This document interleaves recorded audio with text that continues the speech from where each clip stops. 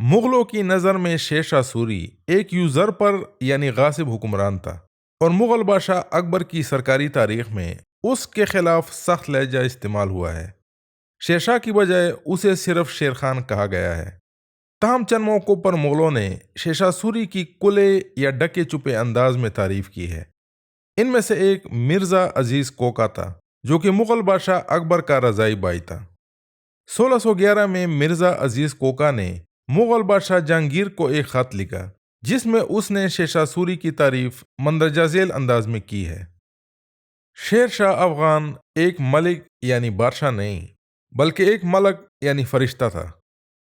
6 سالوں میں اس نے حکومتی ڈھانچے کو اتنا استحکام دیا کہ اس کی بنیادیں آج بھی قائم ہیں۔ اس نے ہندوستان کو ایک باغ میں تبدیل کر دیا، اور ایران اور توران کے بادشاہ اس کی سلطنت کو اپنی آنکھوں سے دیکھنے کے خواہش مند ہوئے۔ حضرت عرش آشیانی یعنی اکبر نے شیر شاہ کی ریگولیشنز کو 50 سال تک بغیر تبدیلی کے جاری رکھا۔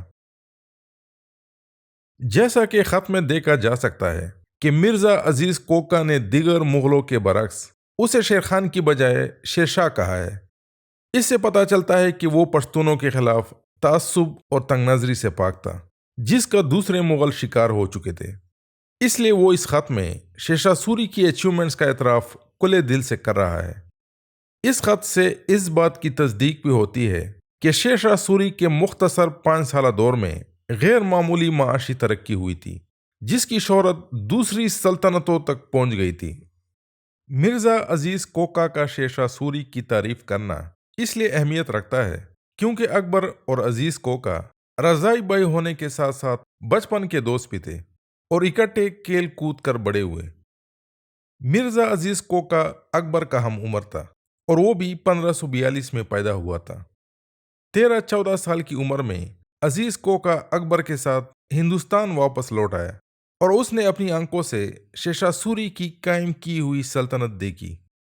اپنے رضائی بھائی اکبر کے دور میں وہ اعلیٰ عہدوں پر فائز رہا، اور اس نے گجرات اور بہار صوبوں کی گورنری کی۔ وہ اکبر کے دور میں 49 سالوں تک مغل مشینری کا حصہ رہا۔ وہ شاہی خاندان سے بہت جڑا ہوا تھا۔ اس کی ایک بیٹی کی شادی اکبر کے بیٹے سلطان مرزا مراد سے ہوئی تھی، اور دوسری بیٹی کی شادی جہانگیر بادشاہ کے بیٹے خسرو مرزا سے ہوئی تھی۔